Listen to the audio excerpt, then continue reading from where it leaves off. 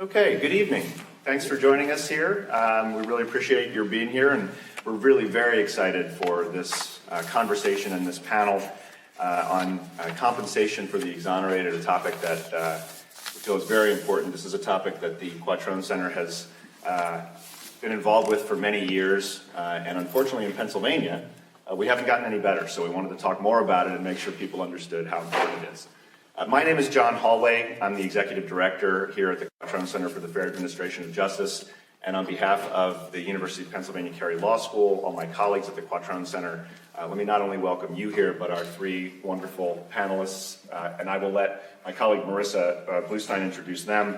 But first, let me thank all of the people that it takes to put an event like this on, our event team, our comms team, but also the great partners that we have, starting with Witness to Innocence, and we're thrilled to have their Executive Director, Herman, Lindsey, as one of our partners. This is actually the first conversation that we are going to be having in partnership with Witness to Innocence, but we're planning a speaker series that will kick off next semester and go through the semester as we continue to help the more than 3,800 exonerees across the country tell their stories and help people understand the tragedy of wrongful conviction, the reasons why those happen, and hopefully learn from those to prevent others from happening in the future. I also want to thank our partners at Cuvenda Media, who are recording this event, part of their Obscure Journalism Initiative, and the funding that we've received from the Independence Public Media Foundation. Cuvenda has a wonderful podcast called Obscured, and in particular, From Words to Weapons, and an episode of that dropped yesterday that features the story of one of our other guests here, Chester Hollman. So Chester, thanks for being here and helping us to tell your story. To moderate the conversation today is our colleague Marissa Bluestine, has worked with us here at the Quattrone Center for 4 years. We were so fortunate to be able to attract Marissa to us and get her work after 10 years of leading the Pennsylvania Innocence Project and many exonerations under her watch and have continued to this day. So Marissa, I'll turn it over to you, but thanks for being here as well. Thank you. Thank you very much, John.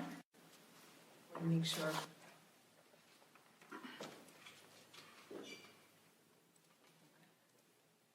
So welcome, everybody. As John said, my name is Marissa Bluestine. I'm very honored to be here and to be with our very amazing panelists, and I'm just so grateful to all three of you for being here. Briefly, by introduction, of course, to my immediate right is Representative the Honorable Joanna McClinton, the Speaker of the House of Representatives for the Commonwealth of Pennsylvania, a former colleague of mine. Stories to be told later after certain drinks have been had. But obviously, Representative McClinton has been serving her constituency proudly in her time as a representative in the House, and has made history this year by becoming the first woman and first Black woman head Speaker of the House of Representatives for the Commonwealth of Pennsylvania, and a stalwart representative for those who are indigent and powerless, and a very strong voice for those in need. And we're so grateful for her time and her presence. Next to her is my very dear friend Chester Hollman, who had been incarcerated for over 28 years before he was released. So 5 years ago, about 4.5, July. So in July it'll be 5 years ago. And we're just very thrilled to have him. As John mentioned, he shared his story on the podcast, which I listened to this morning, which is terrific. And of course, Mr. Lindsey, who's always been introduced by John, who is the Executive Director of the Witness to Innocence. Mr. Lindsey himself is an exoneree, having served time in Florida on death row for 4 years before his case was unanimously reversed by the Florida Supreme Court. And those of you who know Florida jurisdiction, that is not an easy feat. But we are very thrilled to have you with us, Mr. Lindsey, and we welcome your voice. So we just want to, as my job as moderator here is to just kind of set the table a little bit for us. And I wanted to start with this story. So this painting is called Pat Lyon at the Forge. And actually, before I go further, I need to say for CLE credits, if you're seeking CLE credit for today's event, please note that CLE passwords will be announced twice, once in just a few moments and once at the end of the event. Write down the passwords and enter them on your digital evaluation if you're online form once the event is over. The evaluation form is mandatory to receive CLE credits. The link to the digital evaluation form was emailed in your confirmation email. These passwords will tell us how long you attended. The first CLE password is HOME, H-O-M-E. back to Pat Lyon.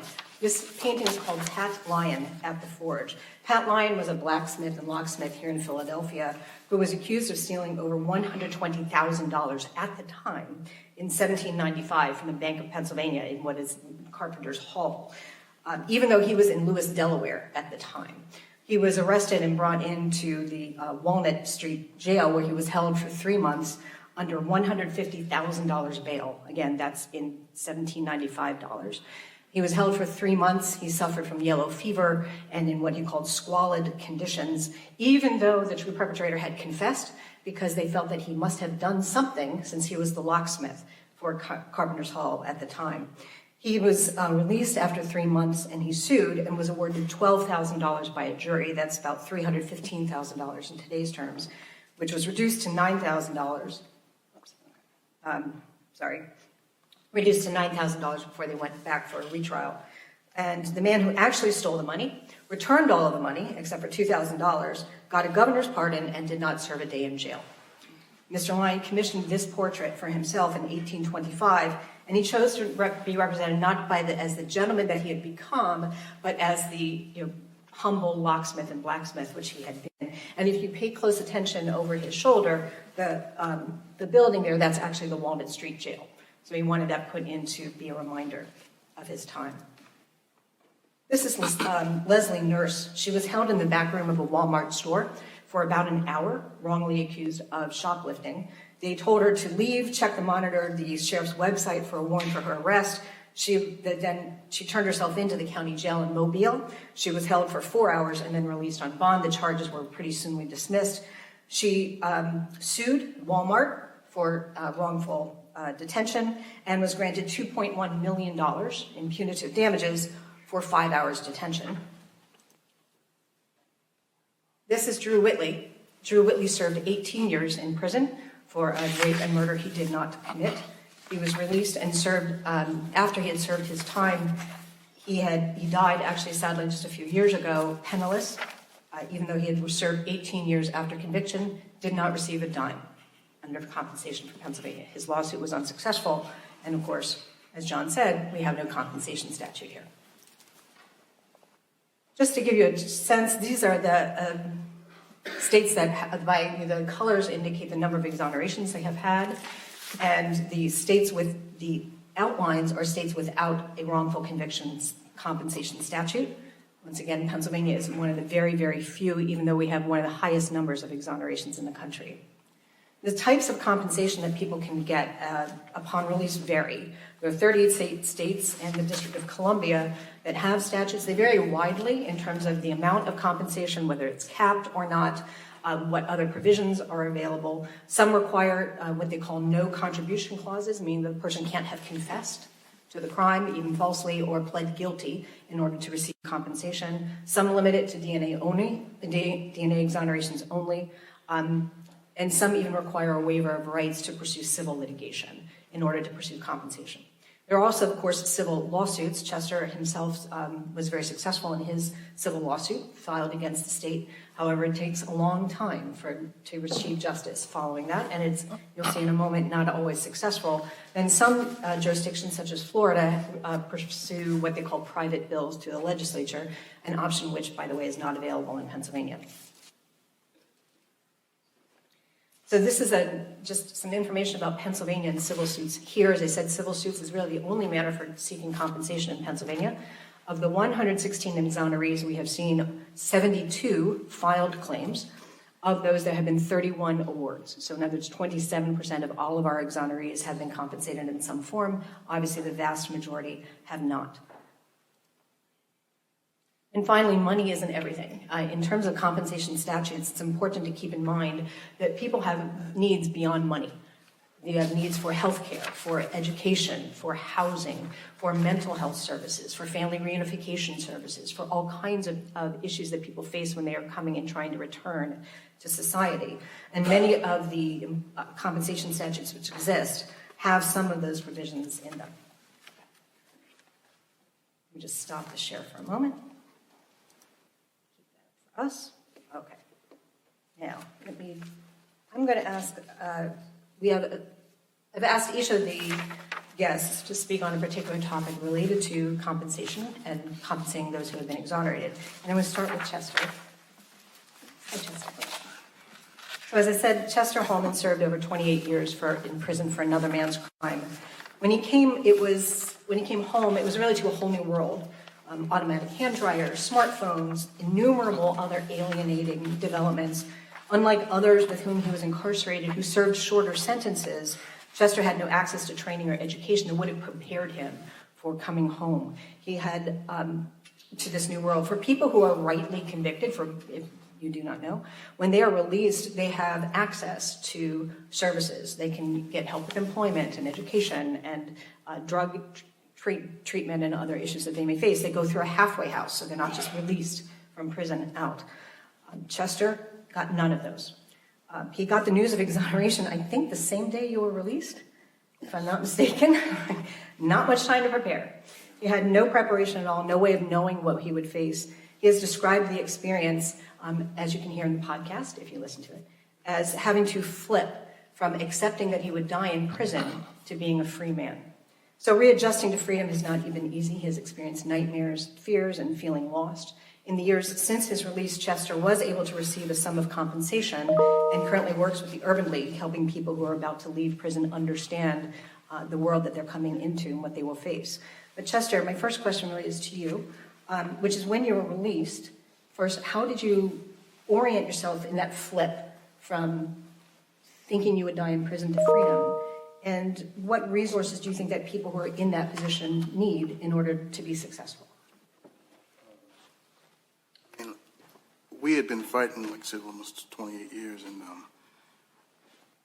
I didn't have an idea of, that particular day. It was July 5th, 2019. I woke up and I went about my day, and we had been fighting, and we've been working with the Conviction Integrity Unit, Innocence Project, and my attorneys have been working hard to try to right the wrong, but we just wasn't sure. This judge that we had was just always against us and denying all my appeals. So when the July 5th came, I got up that morning, went about my day, and they called me back and said that you're going home. And I'm like, I just spent 26 years in this place. That's all I know. And to be released, I just didn't know what to do. And I called my family and my dad, and I said, you got to come get me. And they didn't believe it, even though we had been fighting, and there was talk that, it was potentially I was going to be released, but the way it happened, it was just unexpected. And when it did, the whole institution had never seen anything like it. So from the staff to the inmates, everyone was just like crying and excited. And for me, it was just like I didn't know what to expect. This is all, like I said, this is all I knew. I grew up here. And once we got outside the gates, it was media and everything, and we went through all that whole process, and then we left, and we went to a Wendy's, and I used the bathroom, and, after I used the bathroom, I'm looking to flush the toilet, and I always tell the story, and it's like, I just started rubbing the toilet, and I'm feeling all around, and I'm sticking my hand inside this urinal thing. It's a secret button, and my uncle came in, because he's the one that picked me up, and he said, just walk away, and when I backed up, the toilet flushed. And I didn't realize it was on a sensor. And in that moment, I said, if I can't flush a toilet, how am I going to make it out here in the world? There's no way I can make it if I can't flush a toilet. And, the whole way home, rather than being excited for being out, I was just scared. I'm looking at my father. He's in the front seat. My sister sitting next to me. I just didn't know, what was going to happen and how I was going to survive. And like I said, I know prison. I know how to survive in prison. I know how to watch my back. I know how to read the room and all these things. And now I'm free. So, we went through that whole process. I got home, went through all that. And the very next day, it was the media and all that stuff. But I wanted to jump right in and trying to get some help and, reintegrating back into society. And we started calling places and different organizations and so forth. But everything was geared and set up for people on parole, people coming out of prison on parole. No one had yet seen or really dealt with exonerees, people who were no longer within the system. And so I went through this whole process, and I couldn't find anything. There was nothing.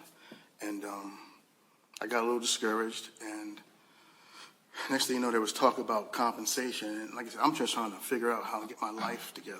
And, the attorneys approached me, and and we're going to sue the city. And that was the furthest thing from my mind, was suing the city. I wanted to make sure that I could survive and not lose my mind. And I was just so disappointed in not being happier to be home. You know, it was like frustrating to the point where it's like, maybe I shouldn't have came home, even though I didn't deserve to be there. Like, maybe that's where I needed to be because that's all I knew. That's all I knew. And so, you know, we went through the whole process of trying to find help. And, you know, I don't necessarily know if it came, but I did end up receiving some resources through the Urban League and the Mayor's Reentry Program. And got a lot of support from the District Attorney's Office, Integrity Unit, Marissa and my attorneys. They all, you know, came together and helped me. But it was still, you know, I was missing something. So we went through that whole process, and it was just like there was nothing there, nothing. And I kept being told that it was better off. I was better off if I was coming on with parole, you know. And finally, I was able to get on Medicaid, and I got on Medicaid, and then I was able to get my license or an ID, and that was the beginning. But I had no money. I had nothing. I came home with $97, and tried to survive. And I owed so much to my family and the people who fought for me. You know, I owed it to them. So that's where my drive was. You know, trying to give back to them because for believing in me and my case and fighting as hard as they did. So I think that's what kept me going for the most part. And Speaker McClinton, to pivot a bit to you, if you don't mind. So given that many exonerations, if not most exonerations, there's really no fault. Right? These are cases which end in error,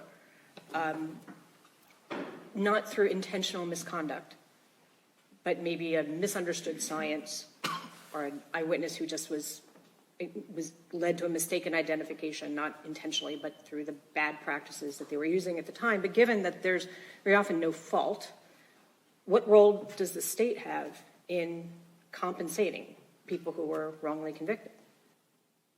So the state should have a role in making sure that people are able to rebuild their lives. We certainly know that there are very few instances in which there's actual misconduct.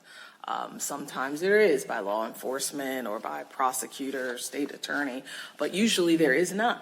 And as a result, people, as we just heard from Chester, can somehow lose 30 years of their lives where they're not living, they're not working, they're not in school, they're not having a family, they're not being productive and doing the things that we tell our children. This is what you do when you grow up. So the state has a role, and it's unfortunate that Pennsylvania is still among the short list of states that does not automatically have a fund available for folks to tap into, and their only mechanism right now is to file a lawsuit. And the other thing that's pretty unfortunate is the Pennsylvania Wrongful Imprisonment Act has several burdens for you to jump. So unlike all types of suits you learn about when you're a first-year law student, negligence, file a lawsuit. Intentional infliction of emotional distress, file a lawsuit. You slipped and you fell, whose fault is that? File a lawsuit.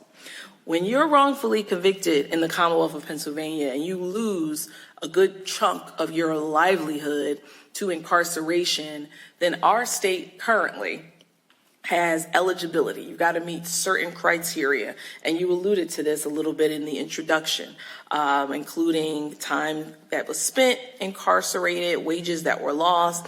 There might be a need for new eyewitness statements, evidence of innocence, because you know that's laying around. You find something in your recycling bin out front at your mother's house that shows you were innocent. I'm being smart because it's pretty horrific that these are the burdens that still exist. It might require DNA testing.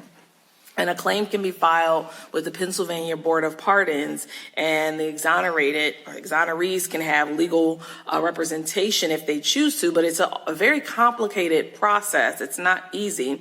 And unfortunately, there's so much more that the Commonwealth of Pennsylvania should do. I'm happy to report that in my caucus, there are champions champions for criminal justice reform among us. Right now, and you were just in the Capitol 2 weeks ago, where our colleague Representative Rabb had a rally where we're going to make every effort this term to take the death penalty off the books in Pennsylvania.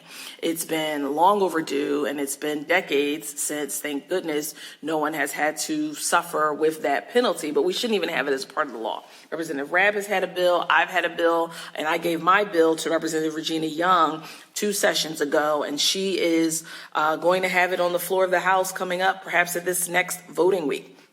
If it's passed in the Senate and goes to the governor's desk, it will provide some relief to people who are wrongfully convicted and exonerated. Under this bill, it creates new terms and a process so that exonerated individuals can bring claims. It would provide $100,000 for every year that someone's incarcerated serving on death row, $75,000 for every year that you're wrongfully convicted, wrongfully incarcerated, but not on death row, and $50,000 for every year you're spent on probation or parole wrongfully convicted. And it provides easier burden to seek compensation. And one of the things that really put the burden on my heart outside of the years being a public defender, seeing that the system makes mistakes every day, is being at a legislative conference, learning that Texas has one of the best statutes in the nation. I mean, there's so many other rights always under attack there, but to see that on criminal justice reform as it relates to people who lose their liberty and their freedom and their ability to have productive lives, they have one of the best laws in our nation to have easier access to justice. So we have a lot of work to do in Pennsylvania to right this wrong that we only know about a few. Sadly, there are many people who never have the opportunity to breathe the air on the other side of the wall and see what life is like and gain freedom. So we have a count, but that doesn't really reflect everybody who's innocent and incarcerated. And thank you so much for making that point, Speaker McClinton, because that is such a critical aspect. We don't know the numbers.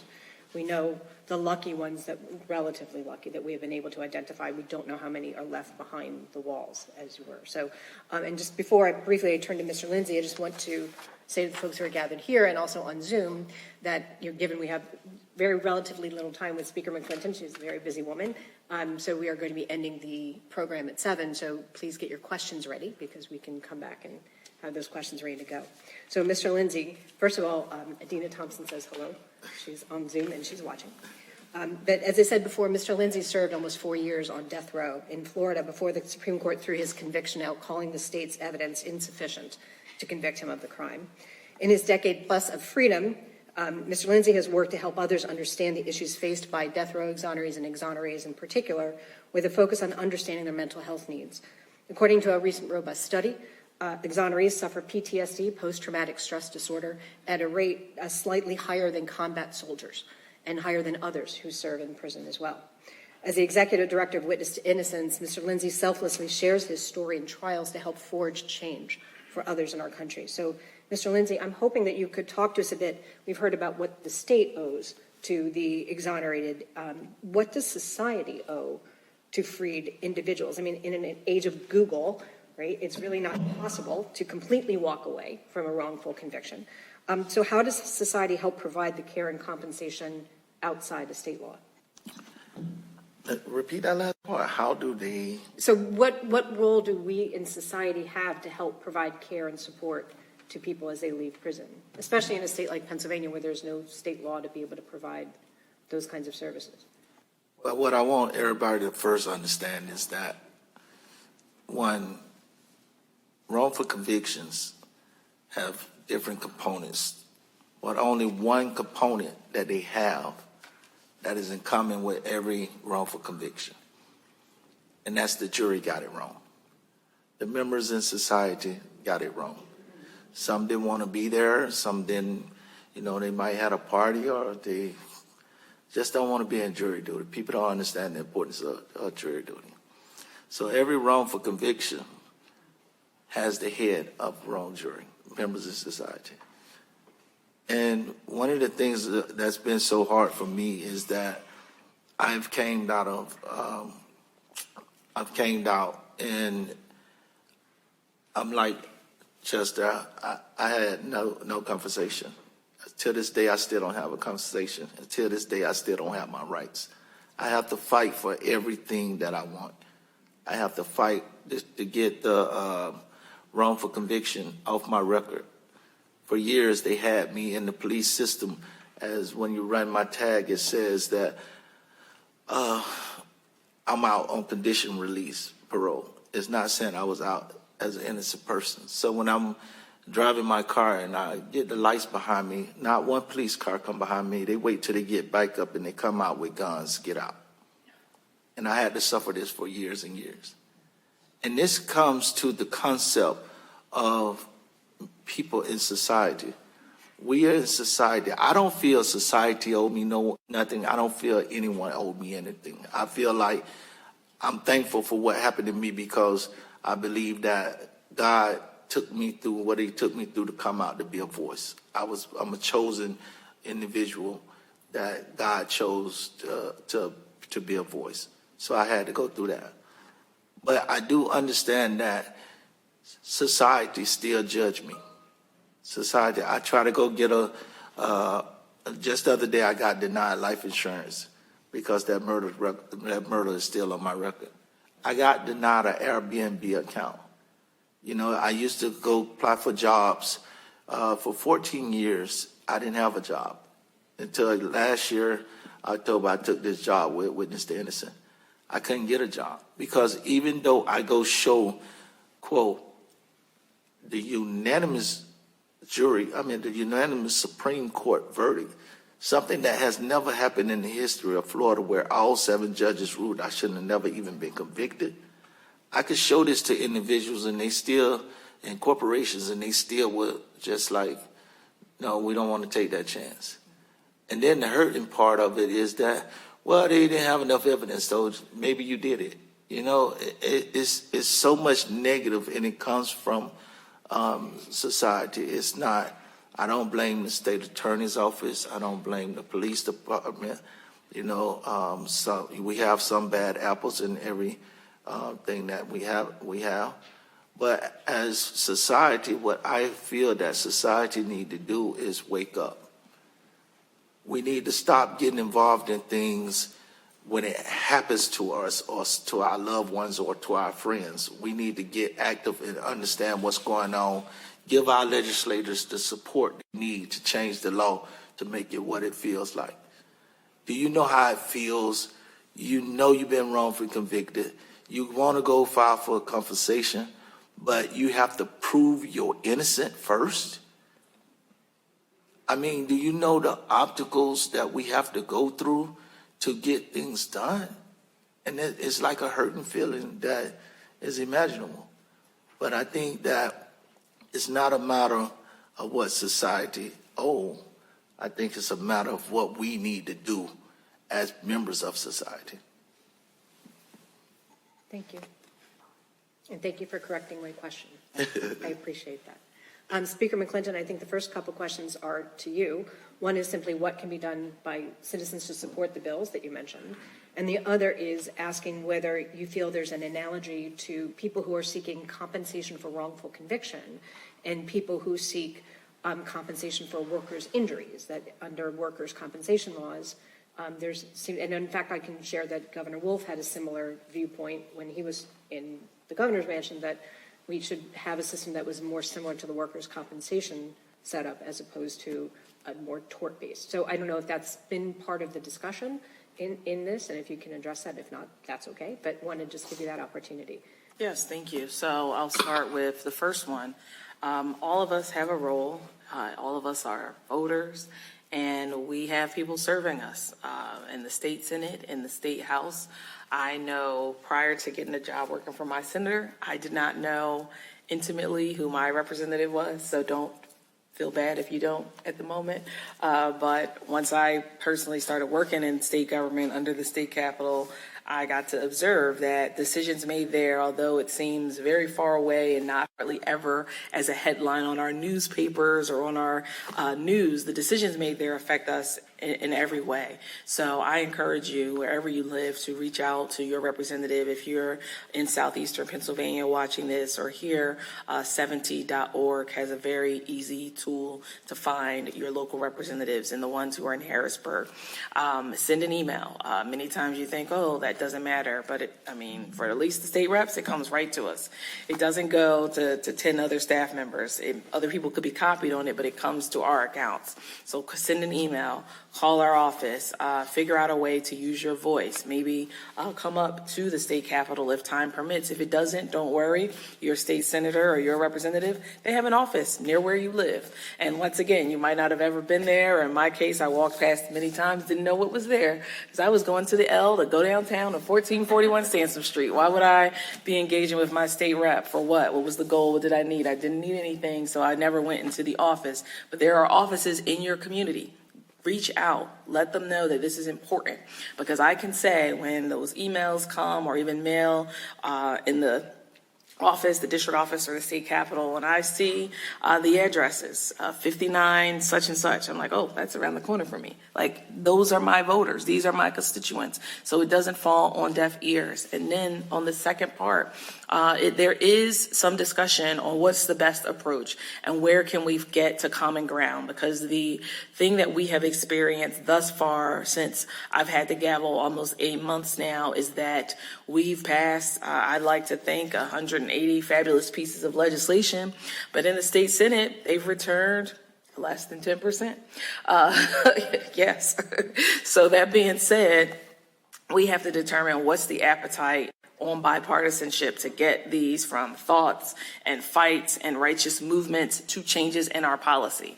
And if that means having a better approach to comparing it to workman's compensation, something that many people can relate to, you're at work, you get injured, now you can't work and you should be paid. That seems simple enough to me. The bill that's pending before the House, it doesn't use that type of formula, but it's definitely something that we're open to. No one person, especially in the state capitol, has a copyright on the best answers. So please provide your suggestions on how we can make it, especially sending it over to the Senate, more appetizing so that they can send it to the governor. Thank you. Chester, I think the next one really I think is for you. So you spoke about this on the Obscured podcast about not getting acknowledgement from the state that you were wronged by them.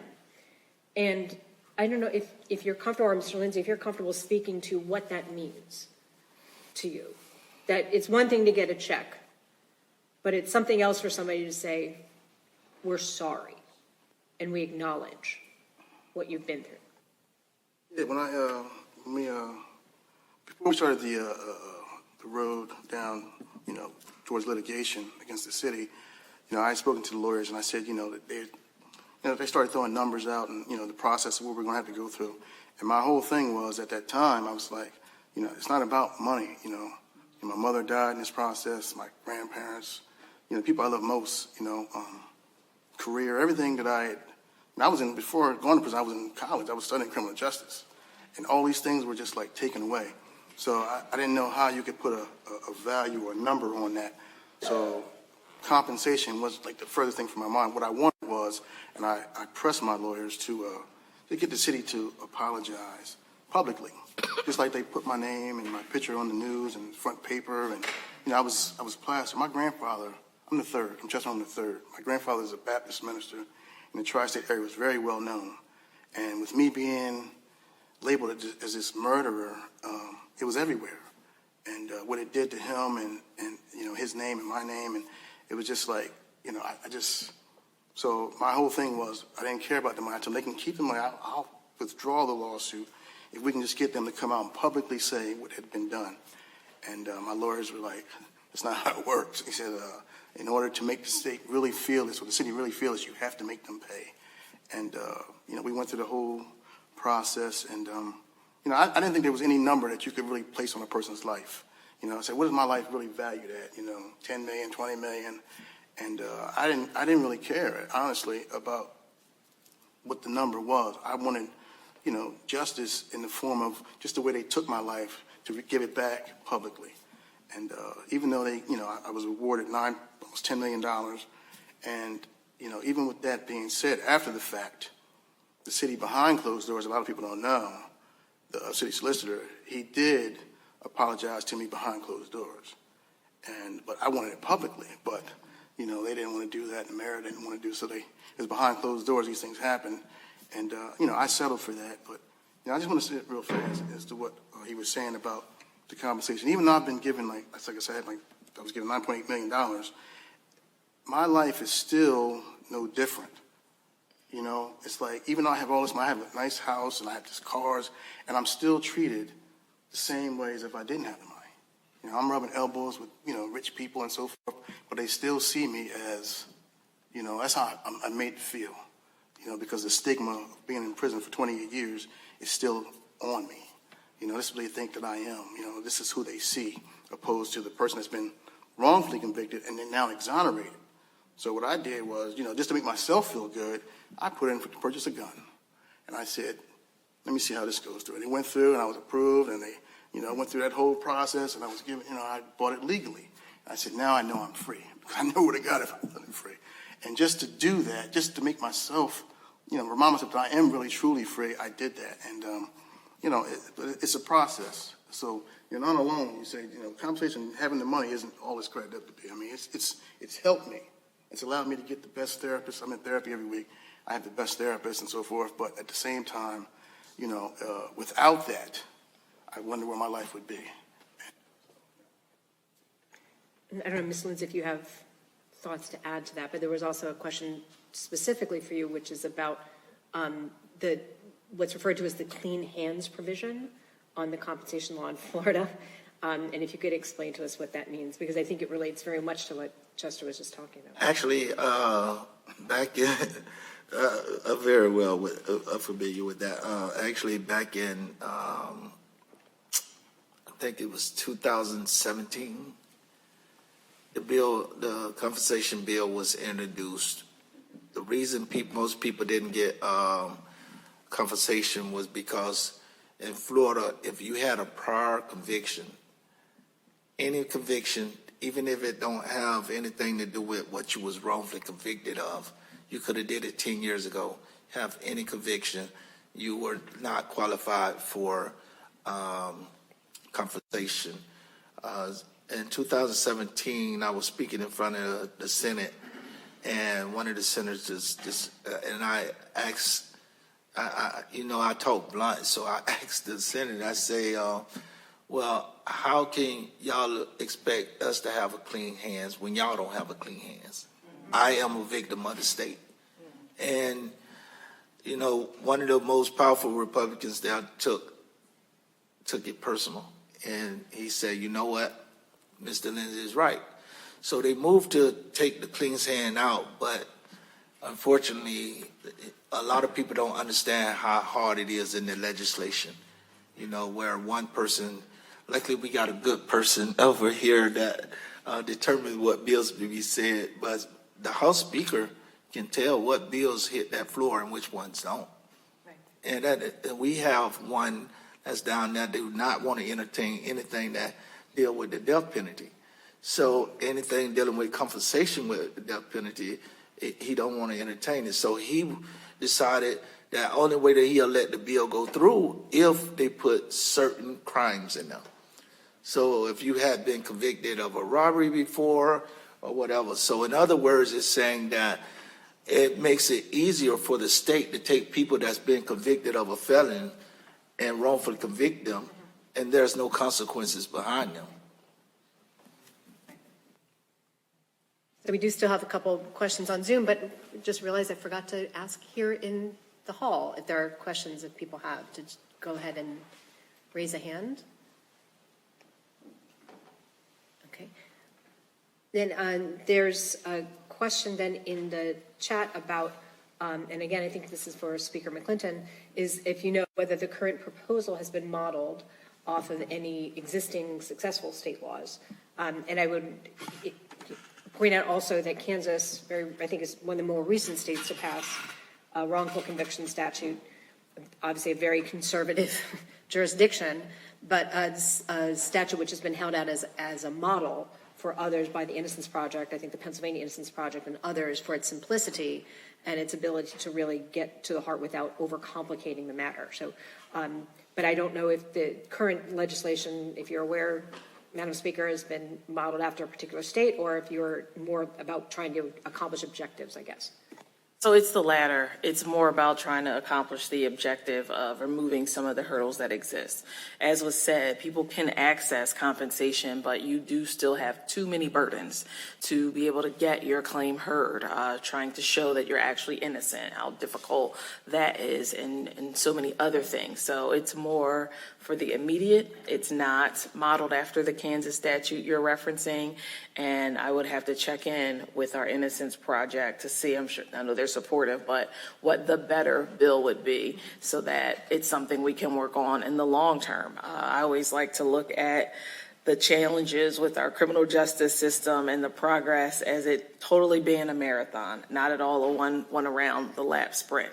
So with each piece of legislation that is able to get through the House and then the Senate, it gives us the next goal, because none of these statutes are perfect, because as I said, they have to become palatable to our Republican-controlled Senate so that they can even consider taking it up.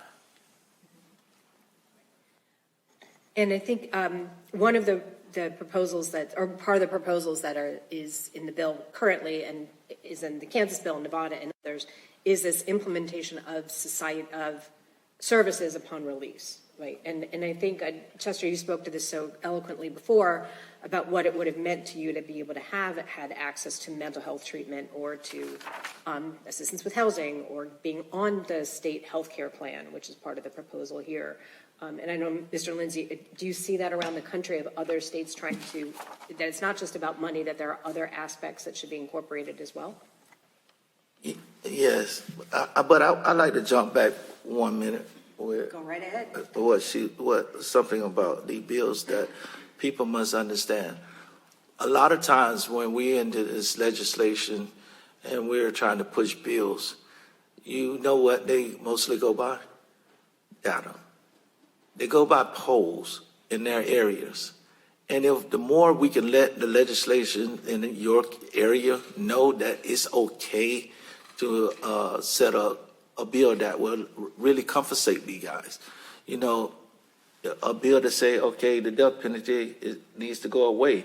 If you let them legislators know, like she said, email them or whatever, that helps out to be able to get a bill together where it's fair. Because most of the bills coming unfair and so difficult because some of these feel like their constituents wouldn't agree with them or vote for them if they didn't be so hard right here. And it don't make sense to me, but that's the way it is. So if people, I'd encourage people to write the legislators and let them know that it's okay, because the ones that we're fighting the clauses in this bill, and I'm sure it's been suggested that clause of proven innocent be removed or some kind of other way happens. And the thing about it, I can present the Florida Supreme Court ruling, the highest court in the state of Florida, but still that wouldn't be significant to meet that requirement of that. But if people let the legislation know that it's okay to set a bill that these people need, that deserve compensation, then they will also fight for a better bill with those that's fighting. As you see, she's saying that they did 180 bills and only 10% come back. So that lets you know it's a fight in our legislation. And majority of those bills that has the heaviest fight is the criminal justice bills. And those are the ones that we need to get together as society and put together, because I fight every day mentally. You know, it's a mental toll on me every day. I live a struggling life. You know, it's very difficult. But one of the things that I do, I get up and I fight. Sometimes I cry. Sometimes I hurt. Sometimes I be in deep depression, but I still get up and fight. But the thing about it, I can't fight alone. I can't fight alone. And it only takes, I mean, you text your friends all the time, and it only takes a few minutes to email the legislators and say, I heard this exoneree talking, he don't get a compensation because of this, and that's not right. And that would make a difference when she present that bill over there to the Senate, believe it or not, because they see a lot of people are really paying attention now. They take advantage of the people that as I would say, sleep. You know, you're so busy dealing with work all the time until you're not able to really see what's going on. And it's not someone's fault, because some of us have to work so hard every day. You know, I go to school, I work, you know, it's hard. But that's what it's going to take to stop this from happening to me and Chester, because it's continuing every day. Every day a new case coming up, and every day a new innocent person is going in. In order to change this, we got to get the legislations to make the laws to prevent this, and we need society help. And I think that related to that, to me, it's this question that, you know, Pennsylvania is in the very small minority of states. There's only 12, I think, that don't have a compensation law. Many very deep red states do. And I guess, Speaker McClinton, this would go to you. What do you think the obstacles are for passing this legislation? What is it that your colleagues, maybe across the aisle or within your own party, are looking for that they're not seeing in this kind of legislation? I think that Herman hit the nail on the head, and you said so much, you might have missed it, but I'll say it out loud: re-election. People who are in elected office want to make sure that come hell or high water, they can compel enough people in their community to reelect them. And for those who live either in New Jersey or southeastern Pennsylvania, I just want you all to take a minute and think about this time last year and the types of things that people were saying on television about John Fetterman. He had been our lieutenant governor, and the part of being the lieutenant governor, you chair the Board of Pardons, and he, you know, as the chair, was a very staunch advocate for criminal justice reform, for changing the law, for making sure that that board took its time with the backlog of applications and really gave people an opportunity to be heard, because we have so few ways for you to get out of prison once you're perhaps wrongfully convicted or rightfully convicted, however that goes. And he was a punching bag when he was running for the United States Senate. And people don't want to think that could be me next term, that could be me next year. So those are the obstacles. My time in Harrisburg has shown me anything, that people are interested in self-preservation. And they are scared many times to stand up and be champions, even when it's the right thing to do. I recall even before the lieutenant governor was running for Senate, we were on a panel together during the lockdown, or during COVID. I should call it COVID, not lockdown. Very different, very, very different. We just had to be virtual working. And we were both on a panel talking about how it was time to end second degree and the automatic life without parole. And in my caucus at the time, I was the leader, the first woman to be the leader, and they all have these wonderful group threads. And no one would send me a copy, but I was told by a member or two, everyone's freaking out because you want the murderers to get out of jail.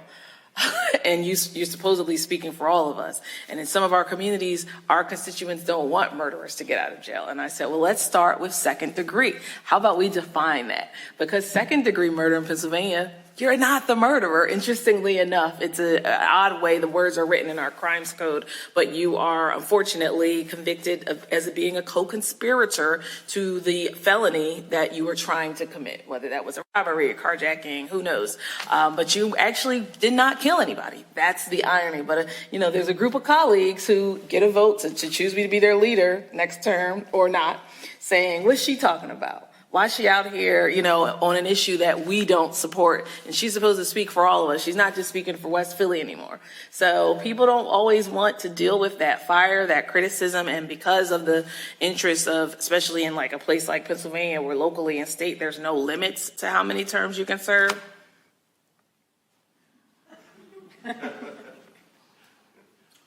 I mean, there are people who've been there since the year I was born, and I'm 41. Well, I'm just going to say that.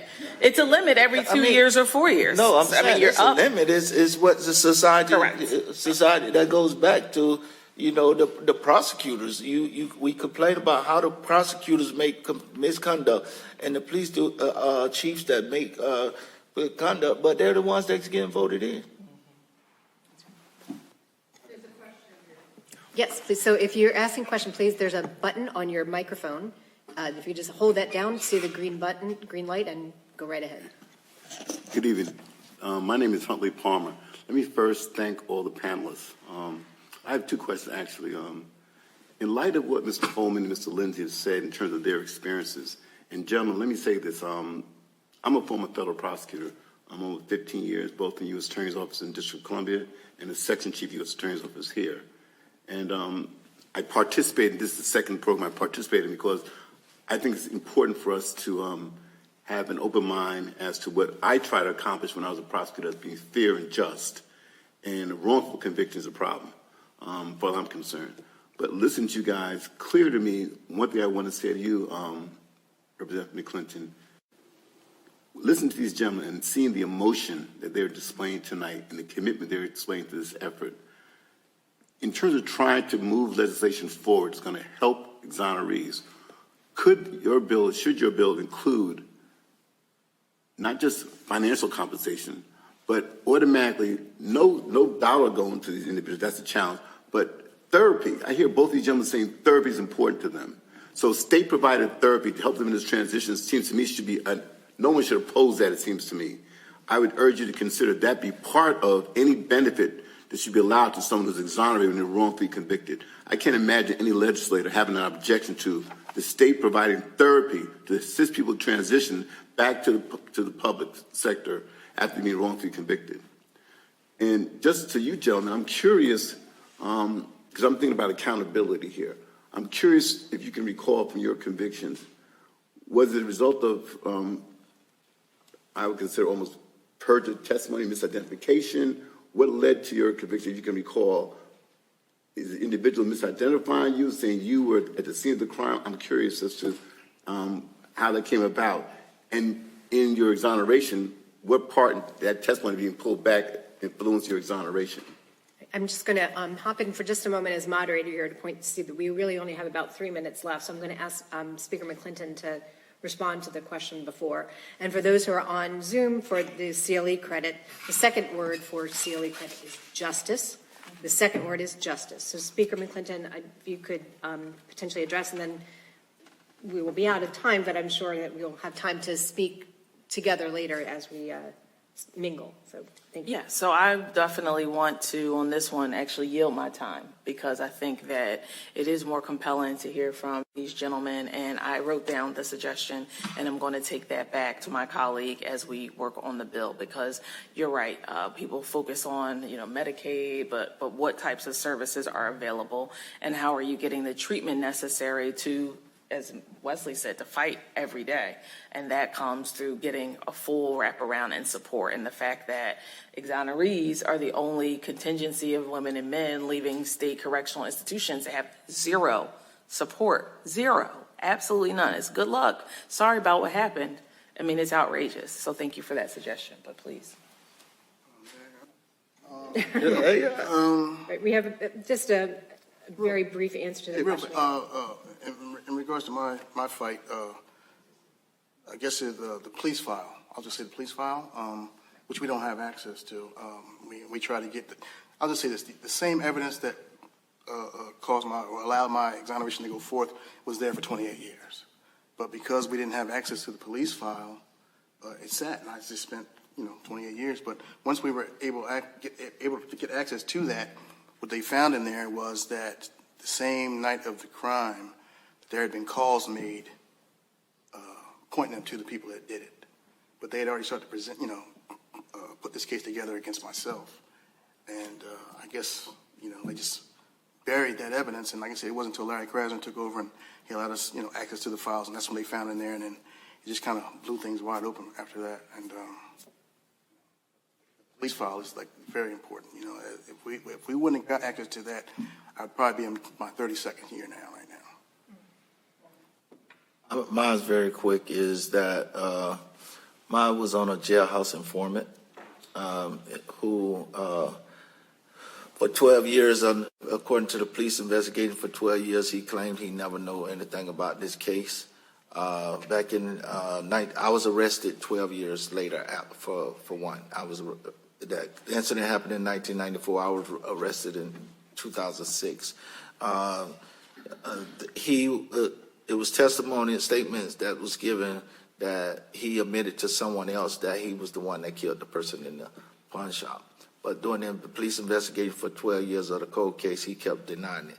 He ended up in federal jail for the same type of crime this was, robbing pawn shops. In this case that I was arrested on, it was a pawn shop robbery where the lady got killed. He got arrested for a couple of pawn shop robberies, and the new detective took over, gave him a deal to cut some time off. If he told him what happened, he said he was in a holding cell with me in Broward County Jail, and I confessed to him.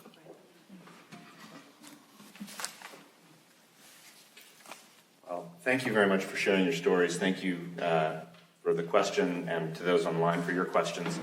We're going to end the formal part of the evening now, but we do have refreshments outside, and I just want to say again, Mr. Lindsey, Mr. Hollman, Speaker McClinton, thank you so much for your time.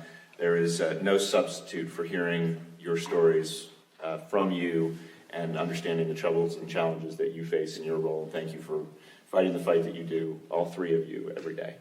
Thank you very much. Pleasure meeting you. I heard too much about you.